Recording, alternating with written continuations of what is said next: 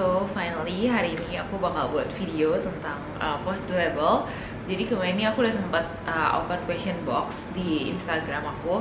Jadi kemarin ini kita baru aja ngerayain anniversary yang ke-5. Ini question boxnya. Jadi pertanyaannya lumayan banyak. Jadi aku nanti coba jawab pertanyaannya satu-satu. Dan sebenarnya post label itu is not my first business. Jadi aku tuh dulu abis lulus kuliah, aku sempat kerja kantoran dulu, tapi cuma 3 bulan sebagai merchandiser. Karena dulu pas lagi abis kuliah, jujur aku tuh belum tahu sebenarnya mau jadi apa, harus kerja apa. Aku cuma mikir kayak, oh oke, gue harus independen. Tapi kayak masih bingung gitu, kayak sebenarnya gue harus ngapain sih. Kuliahnya finance, aku kepikiran kayak oke, kayak gue harus kerja kantor dulu nih gitu. Tapi karena emang my love for fashion tuh kayak mungkin dari kecil kali ya, dari kecil aku udah lumayan suka dress up. Terus aku ngelamar kerja di fashion retail sebagai merchandiser. Tapi pas lagi kerja itu aku ngerasa kayak kayaknya ini bukan passion aku deh gitu. Kayak aku tuh pengen create something. Jadi kalau misalnya aku sebagai merchandiser di kantor itu, aku ngerasa kayak kerjaannya tuh udah tahu kayak oh ya per hari itu gitu aja gitu. Jadi aku ngerasa oh I need to explore more. Mumpung pas lagi waktu itu umur aku tuh masih 21 tahun. Terus dari situ aku resign, tapi aku belum berani untuk buka clothing line karena aku nggak punya background di fashion. Nah karena aku orangnya tuh mau coba segalanya, jadi aku kepikiran untuk bikin florist. Karena dulu pas lagi zaman awal-awal Instagram, dulu tuh florist juga kayak oke, it's such a good opportunity nih untuk dicoba. Aku iseng-iseng kayak belajar bunga di YouTube gitu. Terus akhirnya aku memutuskan untuk ke Rawabelong untuk cari bunga dan untuk start jualan bunga gitu. Terus aku ketemu temanku, dia decide untuk join, terus kita jadi berdua. Dan habis dijalanin, temanku milih untuk oke, dia mau kerja kantoran. Dan pas lagi ngejalin bunga, aku ngerasa kayak oh kayaknya ini bukan 100% passion aku deh gitu. Jadi lumayan berubah lagi tuh. Jadi kayak pas lagi jualan bunga aku ngerasa kayak oke, ini bukan passion aku deh. Apa mungkin ya saatnya untuk aku start baju, karena menurut aku tuh aku emang suka banget di fashion gitu. Akhirnya setelah menjalankan florist, tapi nggak cuma florist aja, jadi aku juga dulu sempat bikin kayak dekor gitu buat bridal shower, baby shower gitu. Terus intinya aku pengen coba aja semua gitu, kayak pengen tahu sebenarnya passion aku tuh di mana sih. Terus setelah coba semuanya, aku ngerasa oke, kayaknya ini udah waktunya aku untuk kerjain hal yang bener-bener aku suka, which is fashion. Akhirnya di tahun 2016, jadi aku launch di tahun 2016, tapi aku start develop baju aku tuh di tahun 2015.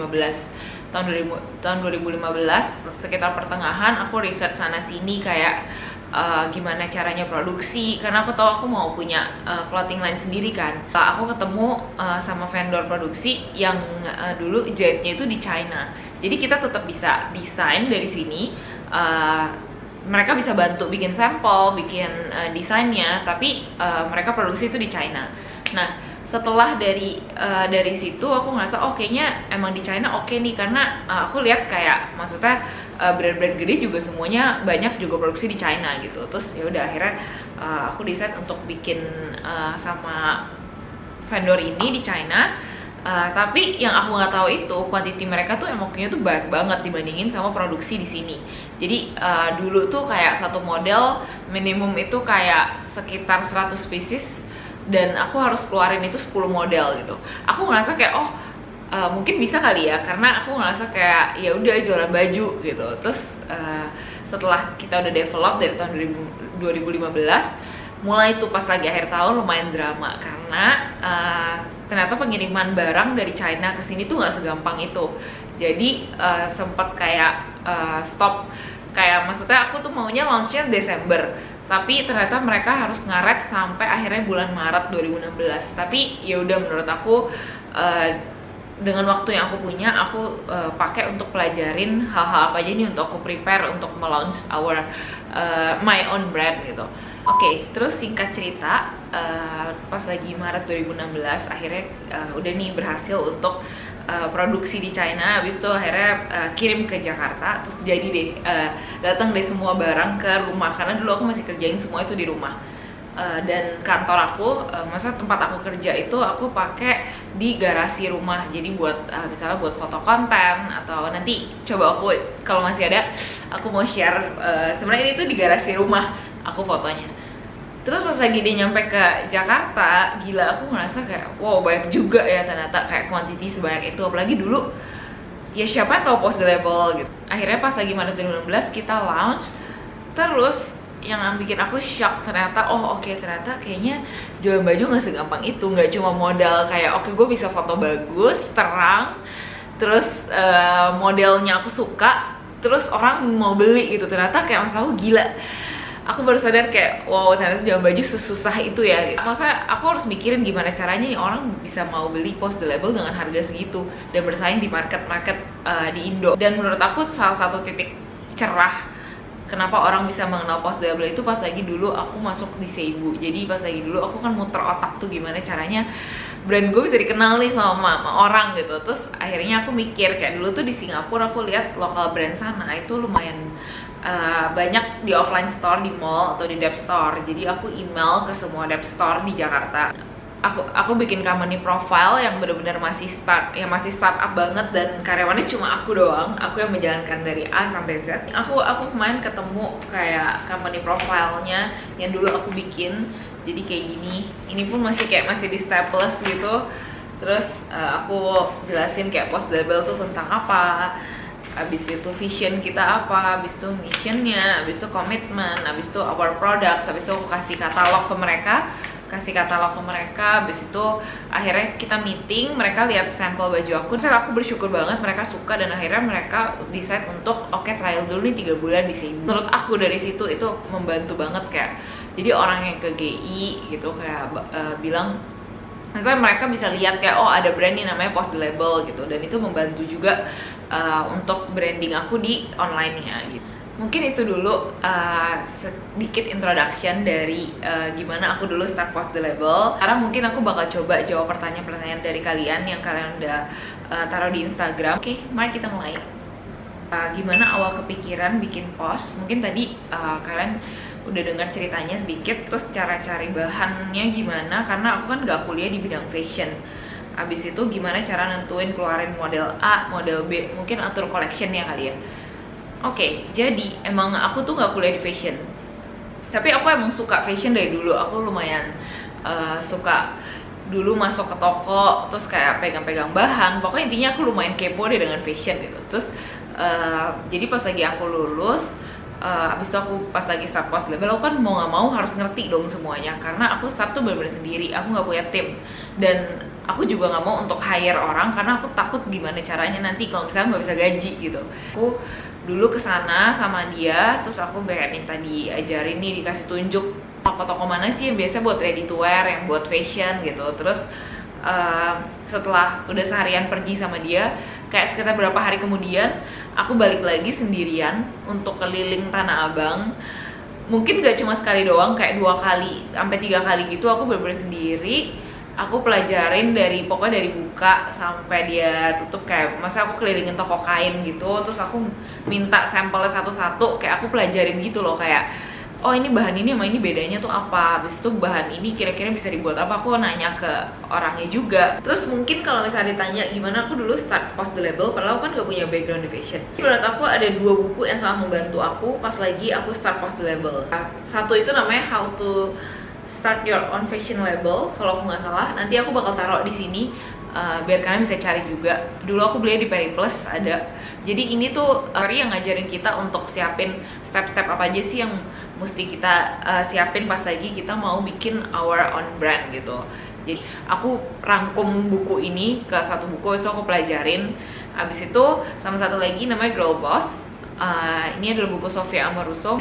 She's very inspiring karena dia benar-benar start semua dari nol. Even dia juga nggak punya background fashion, tapi dia bisa bikin nama fashion e-commerce sama nestygirl.com, walaupun perjalanannya nggak semulus itu juga. Tapi menurut aku itu inspiring aja, jadi kayak menambah confidence aku. Jadi aku ngerasa 2 buku ini sangat membantu aku pas lagi aku awal start. Yang selanjutnya Jawabannya adalah pernah banget. Jadi aku kan bukan di background fashion ya, jadi aku tuh lumayan pas lagi awal sulit untuk menentukan model baju-baju bos tuh enaknya dibawa kemana sih gitu. Jadi semua tuh dicoba. Menurut aku sampai akhirnya 3 sampai 4 collection tuh baru ketemu titik cerahnya.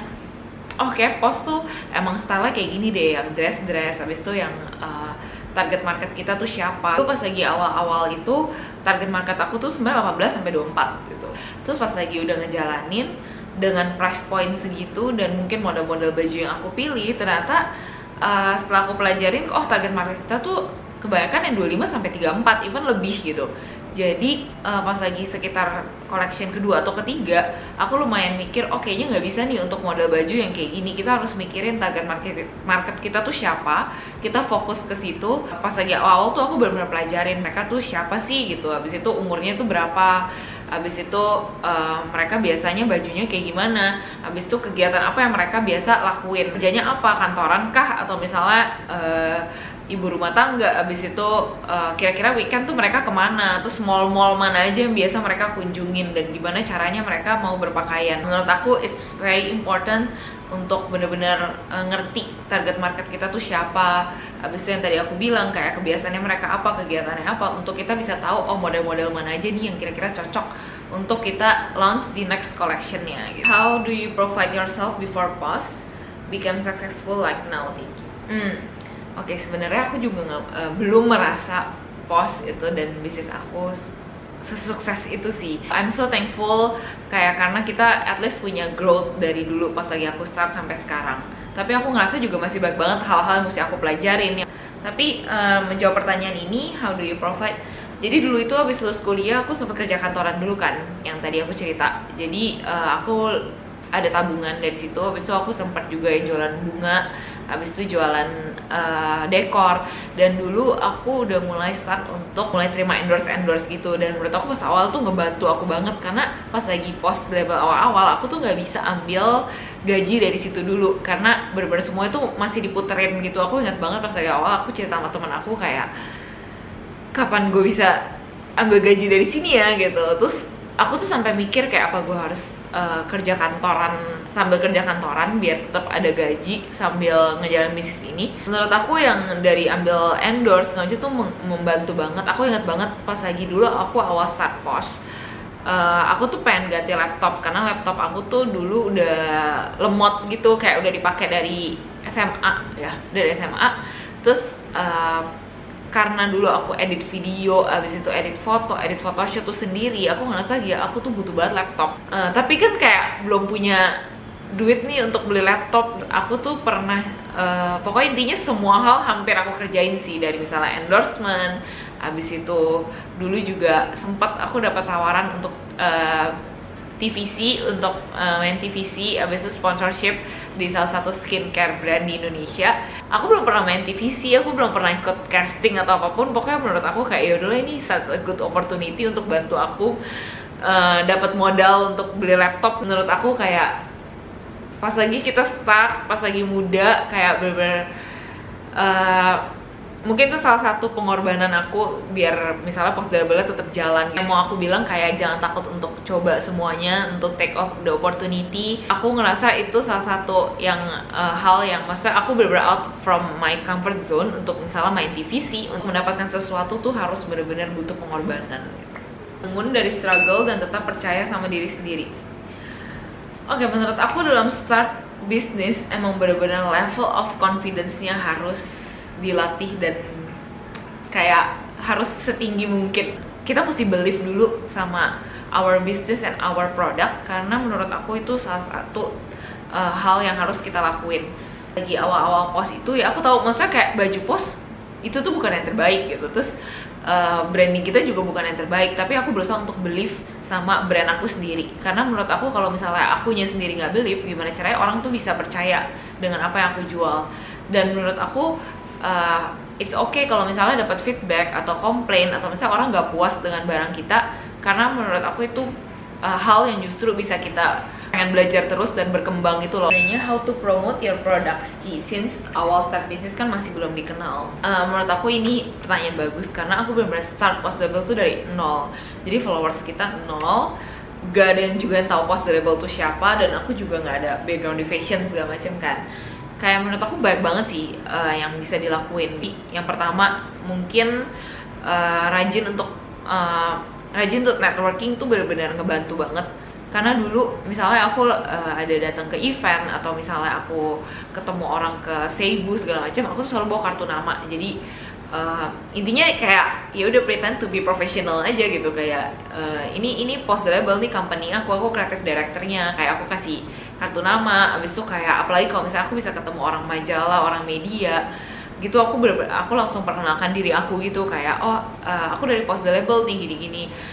Habis itu mungkin marketing tuh misalnya ada digital marketing, ada ads, ada endorsement. Dulu kalau dari pengalaman aku, dulu ads tuh Instagram ads belum kayak sekarang. Jadi dulu itu aku pakai dengan cara endorsement influencer yang menurut aku cocok nih dengan brand image Post the Rebel gitu. Balik lagi, aku juga nggak merasa karena gue harus endorse ini brand gue harus laku gitu. Tapi menurut aku kayak endorsement tuh it's like kayak pasang billboard di jalanan aja gitu. Jadi kayak itu tuh part of your branding gitu. Itu menurut aku kalau misalnya kita udah pilih influencer ini, kita udah merasa dia adalah orang yang tepat untuk represent our brand.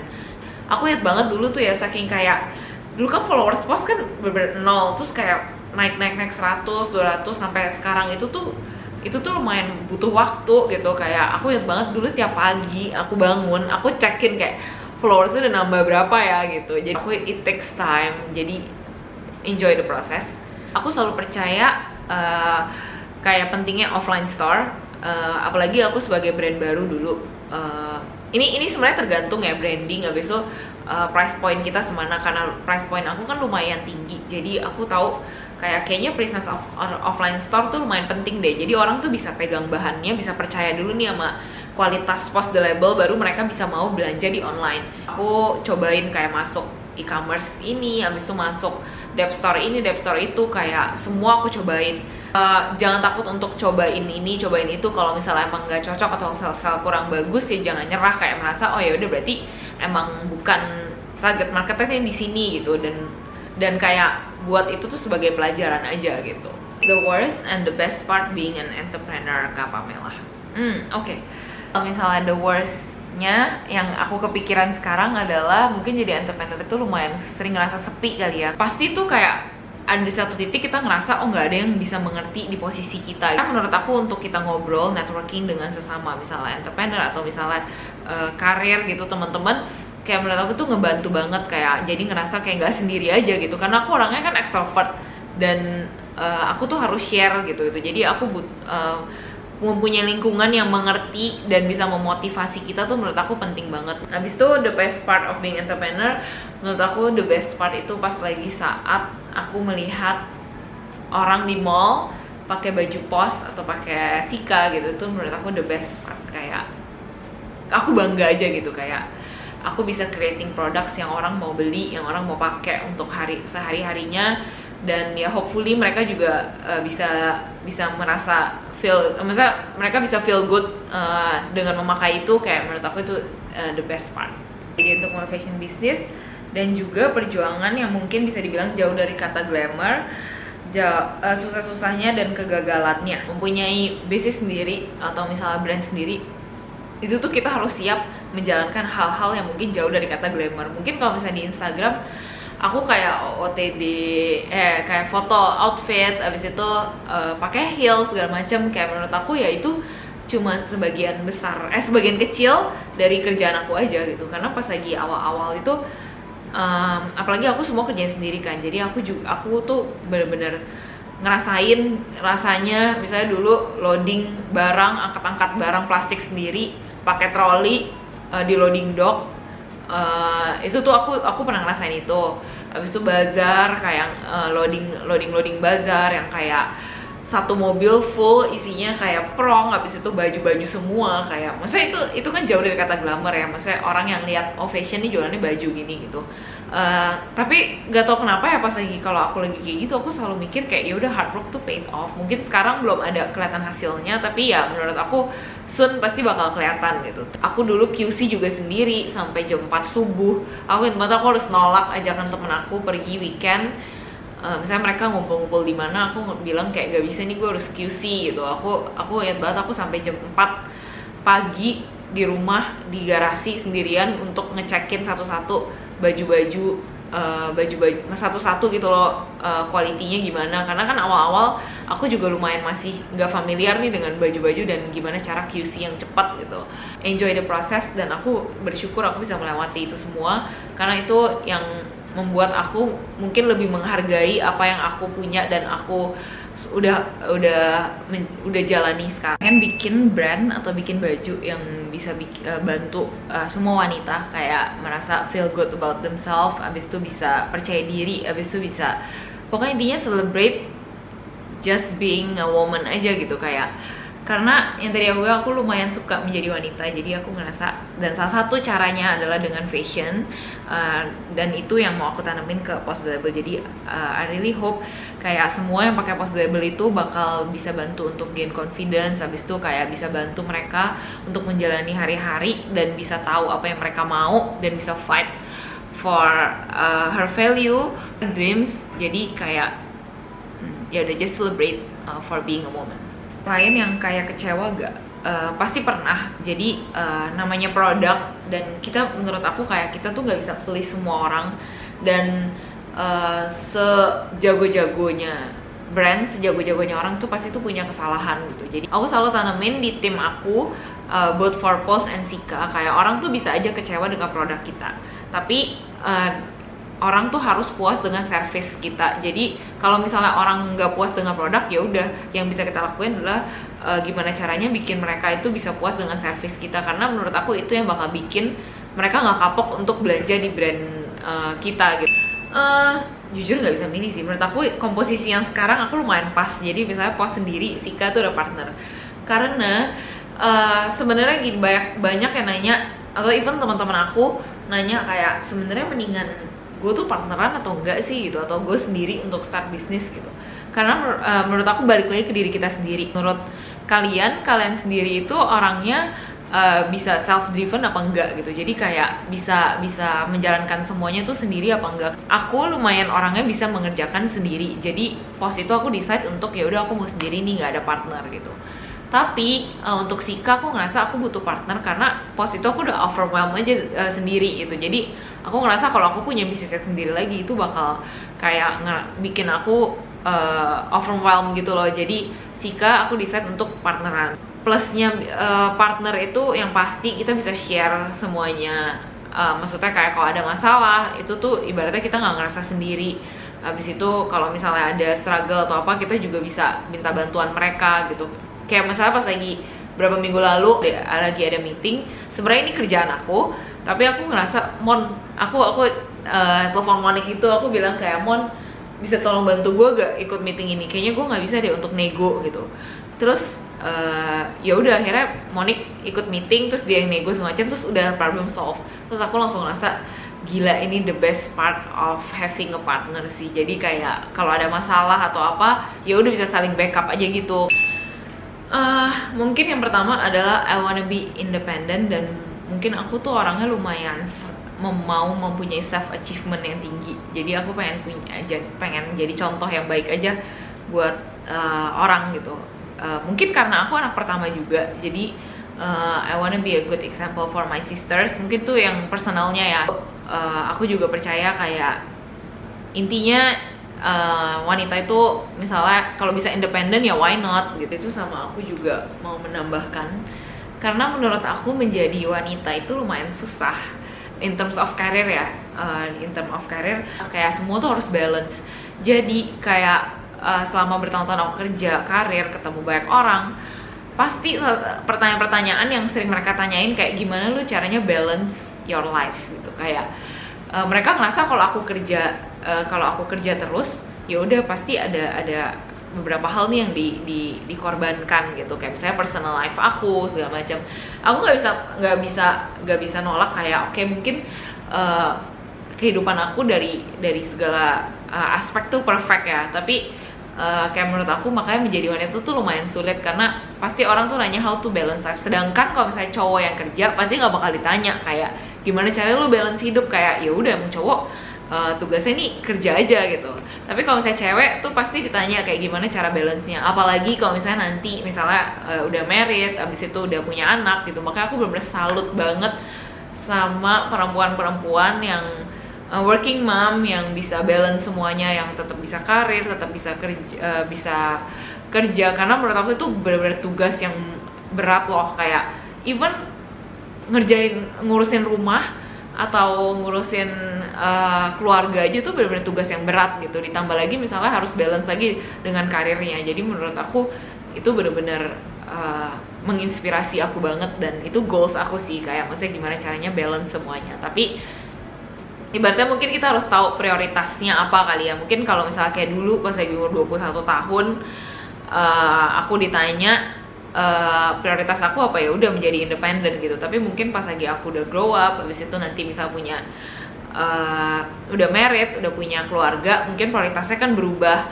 Menurut aku itu adalah salah satu alasan kenapa aku ngerasa menjadi wanita itu salah satu challenge gitu. Jadi aku pengen support aja, kayak aku pengen semua perempuan tuh celebrate bisa jadi perempuan dengan mereka bisa feel good about themselves, bisa feel confident. Menurut aku itu salah satu strong will juga aku untuk menjalankan ini semua gitu. Menurut aku dalam 5 tahun ini banyak banget hal-hal yang bisa aku pelajarin, both for business atau personal ya. Such a long journey, tapi menurut aku worth it aja sampai akhirnya bisa kayak sekarang. Menurut aku banyak banget yang hal-hal yang mesti aku pelajarin lagi, karena kayak kita masih belum perfect. Mungkin produk kita, mungkin kayak dari aku managing people segala macam itu belum perfect. Intinya aku bakal mau improve terus dan belajar terus untuk biar bisa possible bisa jadi lebih baik lagi. Aku sangat appreciate untuk semua wanita-wanita yang bekerja atau even jadi ibu rumah tangga. Ibaratnya tuh tugas perempuan tuh bener-bener menurut aku ya kayak harus di appreciate aja gitu. Jadi aku sangat menghargai apa hal-hal yang udah dilakukan semua perempuan gitu, kayak ngurus rumah, abis itu ngurus keluarganya, ngurus suami, ngurus anak, abis itu kerja, karir, atau mempunyai bisnis. Itu semua benar-benar harus kita celebrate, dan kita harus merasa bangga aja jadi perempuan menurut aku. Doakan Post the Label dan Sika bisa maju terus. Okay, so thank you guys for watching. Bye bye, see you on the next video. Oh, tambahan, ini adalah bonus Post the Label packaging pas lagi awal-awal start, pas lagi di tahun 2016 ya berarti ya. Aku bakal simpen ini sih sampai nanti, biar buat nanti di menjadi pajangan di rumah. Ini dulu pas lagi Post the Label launch, packagingnya kayak gini. Jadi bagi yang ada, coba boleh share ke aku di Instastory atau komen di bawah ya.